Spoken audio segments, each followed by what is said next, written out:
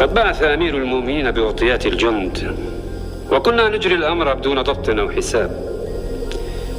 وقد علمت أنك رجل قراءة وكتابة وذو دراية بالضبط والحساب، فأردت أن أوكلك هذا الأمر. قد أحسنت الاختيار. ألا تكف عن الادعاء والتباهي؟ بل حسن التدبير لما يوكل إليه، وإن كان من التباهي فلإعزازي لما أوليتني أيها القائد. التباهي أمامك والشدة أمامهم. لا تفعل.